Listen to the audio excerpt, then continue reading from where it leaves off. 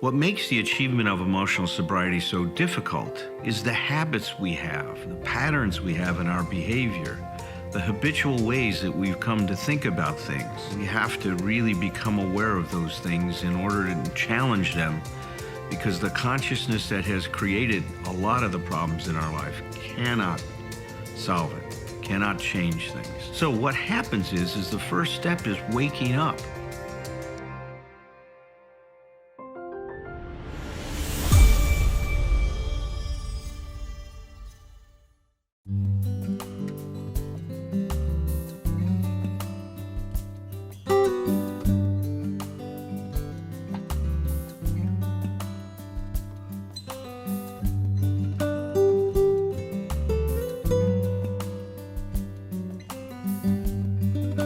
What we've been doing, since we started to record these, which Patrick Newman is archiving all these programs, is we decided to go through the 12 steps and really, really study how the steps help us achieve emotional sobriety. And, I've shared this a lot with people, is that I was surprised to find when Bill was writing the 12 and 12 in 1950, that he really had an awareness that was the purpose of working these steps. That if we practice these principles in our daily affairs, principles of the 12 steps, that we and those about us would begin to achieve emotional sobriety. So it's the explicit purpose and goal of working these steps is to first have physical sobriety and then emotional sobriety. And those of us that have now started to dig into this whole emotional sobriety area realize what makes this so important. It really addresses what's been missing in our lives. I always said to us, it's more of who we're not than who we are that causes us problems. Let me say that again. It's more a question of who we're not than who we are that causes us problems. And what we find when we start to dig into this, and if you read the whole letter, you realize that the problem is, and I said it in a post I put on Facebook. It's a quote I took from Dr. Harry Tiebout. He says, with all the alcoholics he worked with, he realized that he saw one pattern that distinguished them. And I think he was wrong about this, because I think it's a problem that we have in general. But he said, it's curious to me how infantile aspects of the child's ego seem to persist into the adulthood of these people. I mean, in other words, he called us big babies. God, big babies. We didn't grow up. Wow, isn't that a trip? And see, he says that's the core of the problem. When Bill says get down to conditions and causes, that's it. That until we realize the arc of our development, and I want to spend a moment talking about that again, as I usually do. We start in life from an undifferentiated position, and we are wired, and this may be what God's will is for us, if I can take a moment to try to so boldly say that I understand it in maybe this most rudimentary way, is that we are designed to move from an undifferentiated state of being to a differentiated state of being. I don't think that it's a coincidence that state of differentiation, that movement from undifferentiated to differentiated, means that we become whole. Well, is that what holiness is? Is becoming whole in our lives? Well, what does it mean? Well, as I've said to you before, the first 9 steps were really, kind of a now and then process. Now we're looking at who we are, who we've become up to this point in time. And then in steps 6 and 7, we really start to shift towards looking at our best possible attitudes, our best possible behavior, our best possible attitude towards life, towards ourselves, towards our relationship with our fellows, and towards our problems. We really now make a conscious commitment to develop that. And then we're told what to do. Take responsibility, clean house, right? Make amends for things you've done wrong. Monitor your own behavior. You see, when we start to pressure ourselves to change, then the people around us stop to pressure us to change. They don't have to, because we're taking the responsibility. They don't have to pressure us anymore, because I'm looking at my behavior and I'm saying, hey, I want to clean this up.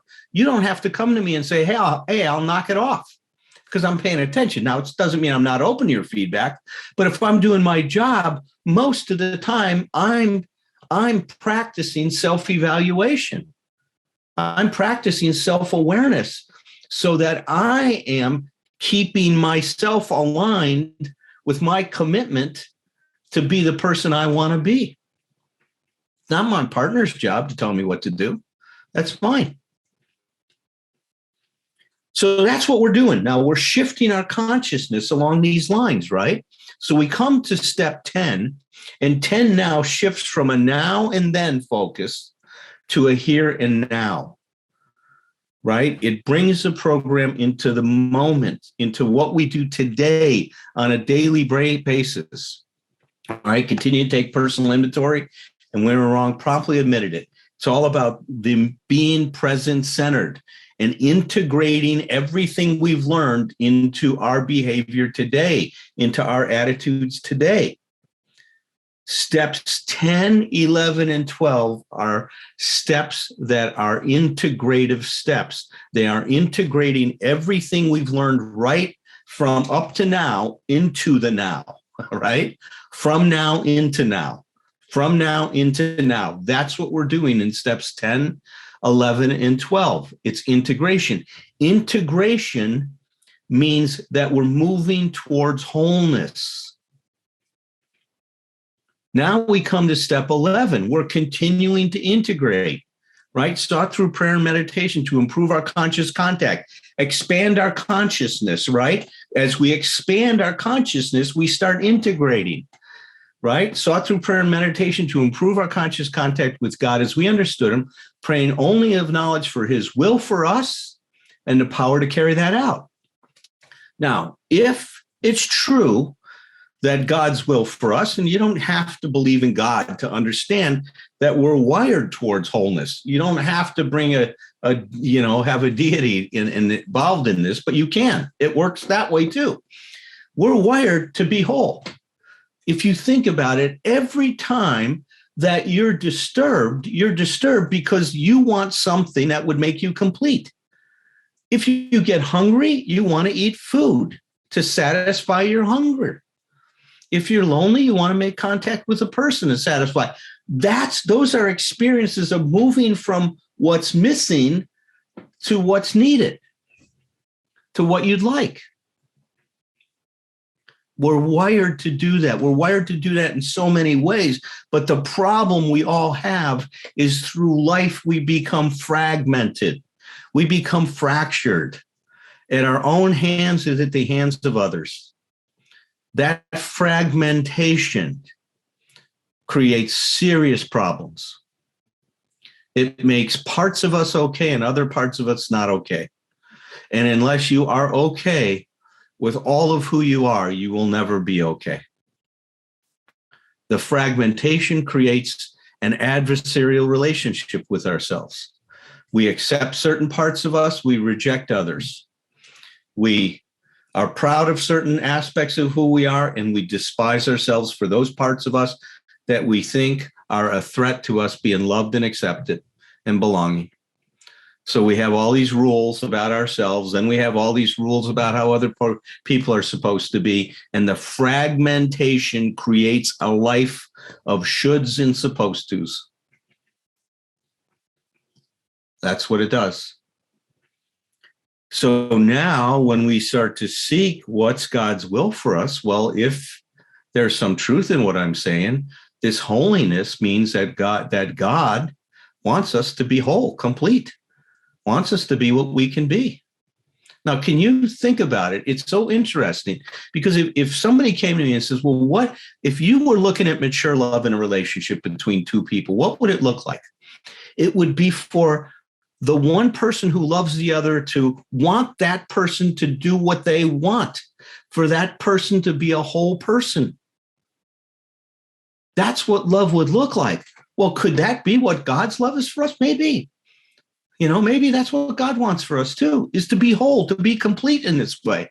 I know whether you, like I said, invoke a God or not, that's what you're going to do. That's what you're going to move towards. And you're either going to do that and you're going to attach that to growing into what you can be, or you're going to have a false identification, and you're going to identify with a false self, and you're going to try to actualize a concept of who you should be, which you can never do. Because you can't be who you should be. You can only be who you are. Now, to get the will to carry that out, where does that come from? Well, that is also something, if you're paying attention to this process, you have it. You don't have to find it. Once you tap into this thing, I love the line Herb has. This is a process that's done to us, not by us, right? It's done to us, not by us. Now, what does that mean? Well, that force that's moving you towards wholeness is a force that is living you from the inside out.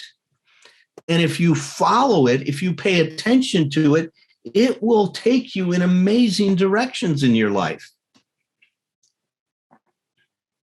It will not create an avoidance of discomfort, because the wisdom in that force knows that you have to suffer frustration, you have to suffer disappointment, you have to suffer the pains of growing up to be whole. So what's happening here is the consciousness that we have is shifted completely. Instead of it being all about feeling okay and comfortable, it's about becoming what I can be. I wanted to read to you some of what that looks like when you apply this to love. This is a passage from The Prophet by Kahlil Gibran. He was a poet, an artist, a philosopher born in Lebanon, lived between 1883 and 1931. Written several different things. His poetry is amazing. But he wrote this one book called The Prophet, where he talked about an imaginary prophet coming to a land and all these people gathering around him to hear what the prophet would say. And the people would throw out words, kind of like what happens in Herb's Tuesday night meetings. Tell us about step one, Herb. And then Herb tells us about step one. Well, the prophet here was asked by Elmitra, please speak to us of love.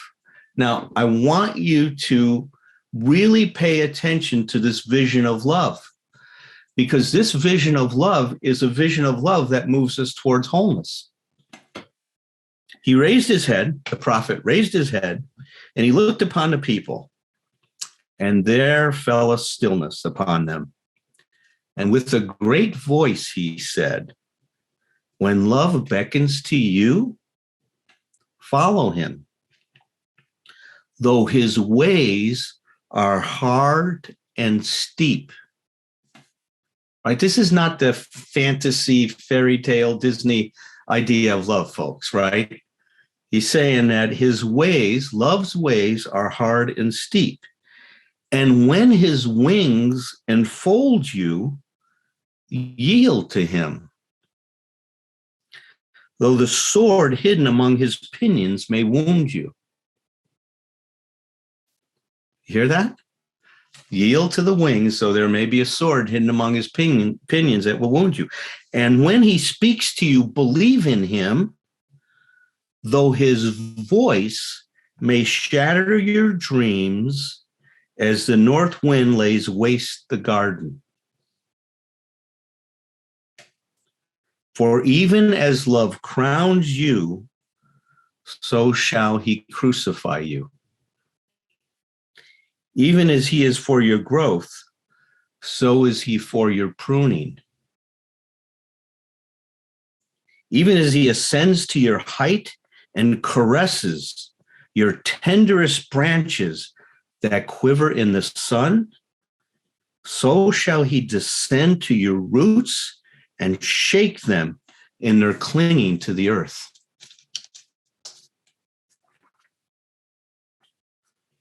Love sheaves, or like sheaves of corn, he gathers you unto himself. He threshes you to make you naked. He sifts you to free you from your husks. He grinds you to whiteness. He kneads you until you are pliant. And then he assigns to you his sacred fire that you may become the sacred bread for God's sacred feast. It's a love feast, right? It's a love feast. All these things shall love do unto you, that you may know the secrets of your heart. Now hear that call. See, that's what emotional sobriety is doing. Emotional sobriety says, lean into your disturbances so that you may know the secrets of your heart, so that you can develop a good understanding of who you are. Psychology, we call this so you become self-differentiated, so you have a clear sense of who you are. But dig this part. But if in your fear you would seek only love's peace and love's pleasure, and that's what I'm guilty of, and a lot of us are guilty of, we want it to be nice. We want to be happy all the time. Happy, happy, happy, happy, happy. Right?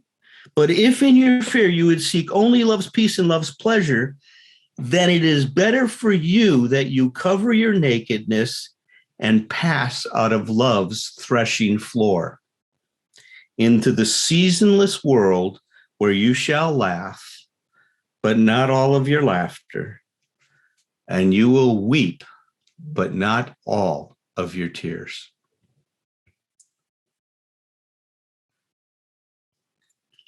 Now, this is where we put on the Prozac commercial, right? For antidepressants. No, don't do that. You see, it's understanding and embracing both sides, right? That's wholeness, right? Wholeness is the joy and the sadness. Wholeness is the excitement and the boredom. And to learn how to embrace all of these experiences of life. You see, when we do that, then we don't have to control life anymore. That's what's so important about this wholeness, is when I can embrace whatever I'm experiencing and embrace whatever life, whatever experience life is giving me, then I don't have to control it. I can flow with it. You know, Herb and I talk about unpacking Bill's healing circuit. This is what the healing circuit is bringing ourselves. It's like Humpty Dumpty therapy, bringing ourselves together,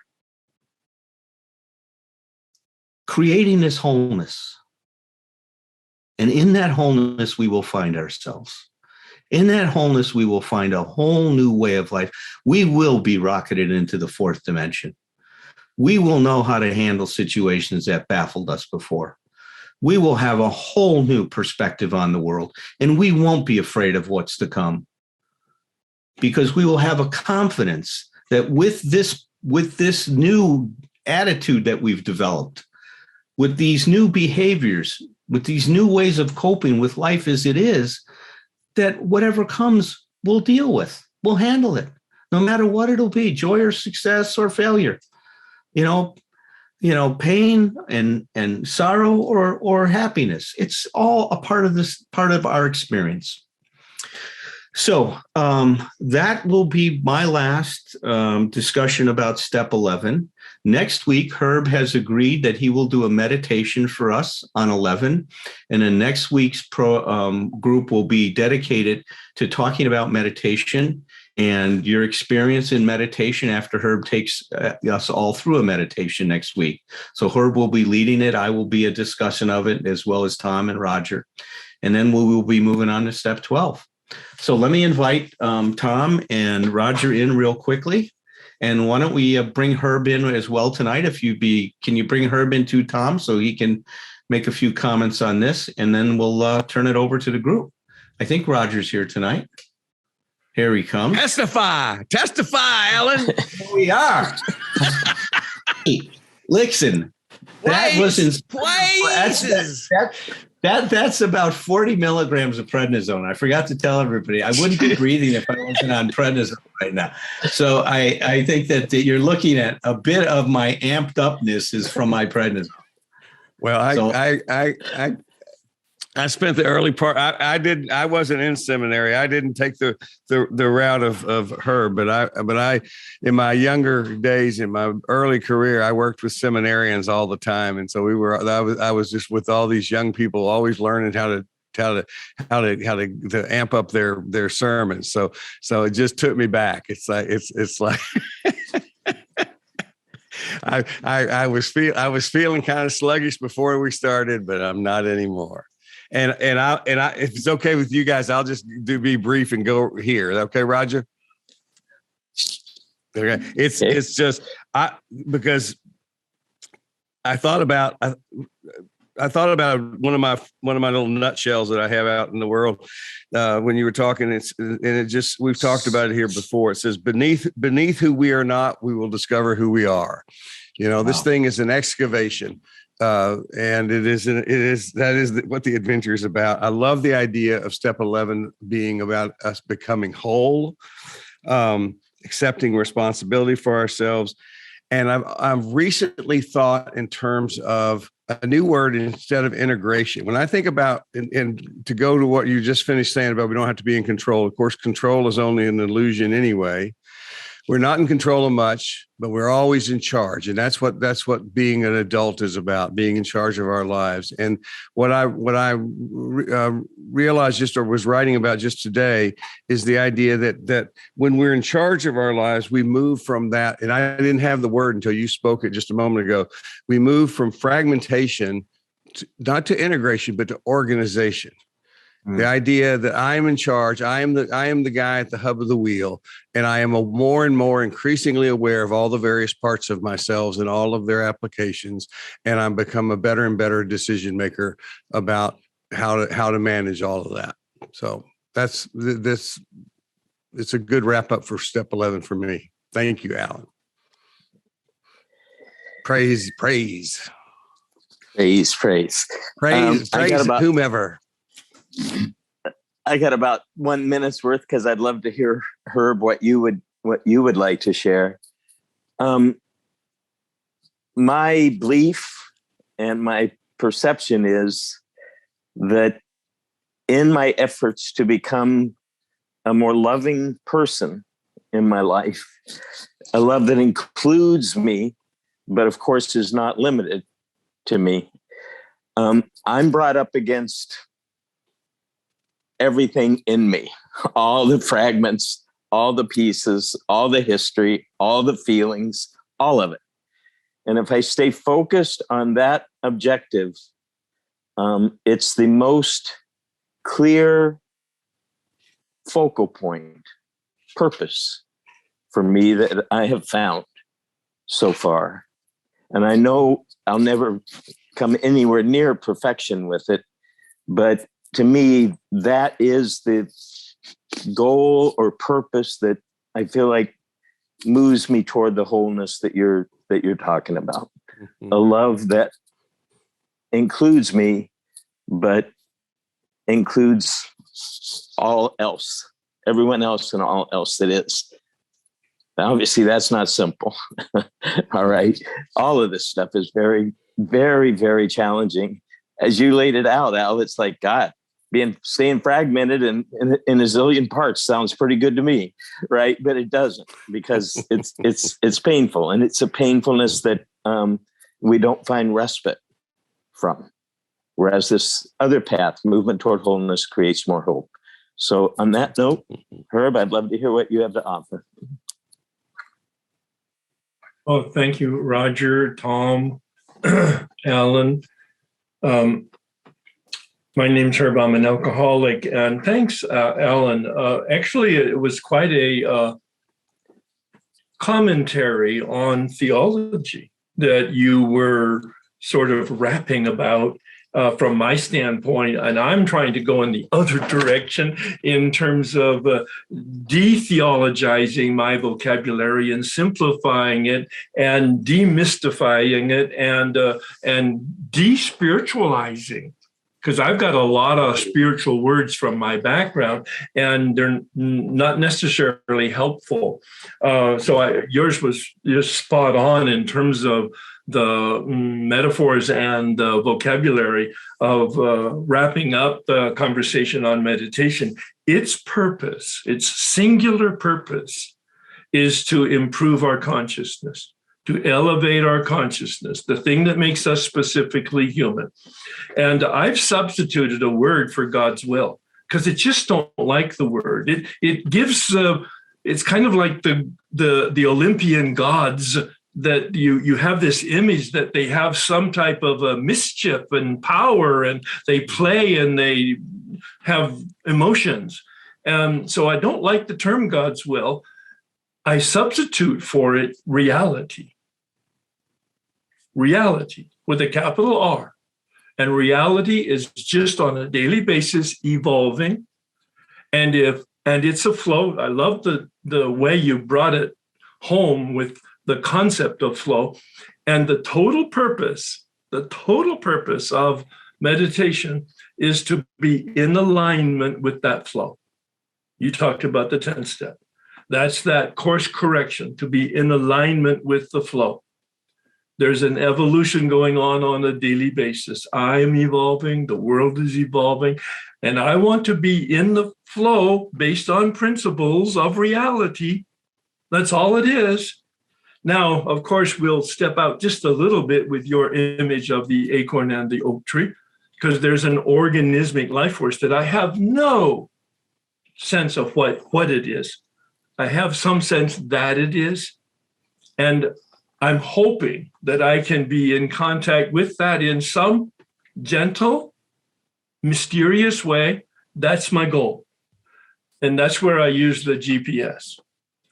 Step 11 says to improve our conscious contact, praying for knowledge and power. Knowledge of what to do and the power to do it. I pay attention to the GPS. I listen to the direction so that I can be in the flow. And I'm always rebalancing. Thibault said that this process is for the deflation of the ego at death. The poem that you talked about, it used some classic terms that are not particularly attractive about suffering, but I do believe that what it's talking about is that deflation of the ego at death. Now, that's not an easy task, either in therapy or in a 12-step process. That is a process of suffering. Right. The deconstruction of that false self. But on the other hand, it's the process of healing, bringing us to an alignment with reality as it is. Thank you. Wow, great. So Great. As we've spent time together, you're becoming de-theologized and I'm becoming... Well, isn't it the truth? We're contagious. Yeah, thanks a lot, Herb. That was very good, man. Thank you both, all you guys. I love that when we have these discussions, because you guys always grab such another dimension of this. I hear a lot of people criticize the 12 steps, that they're old-fashioned. I can understand that criticism. They were written back in 1935. Some people that are agnostic have difficulty with the word God used in the steps. For me, I look at the process that's involved. The forces that the 12 steps generate are so powerful that I think they're ageless. There's this interesting phenomena that happens when you work the steps. They create a charge and then a discharge. You know, the first step, we're powerless. Our life has become unmanageable. It creates this charge.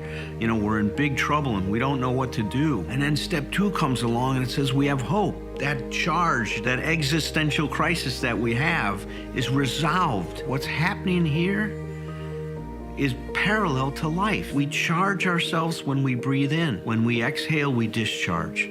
That's the rhythm of life. And the way I love to think about the 12 steps, it's helping us get connected to the rhythm of life so we can learn how to show up in a good way.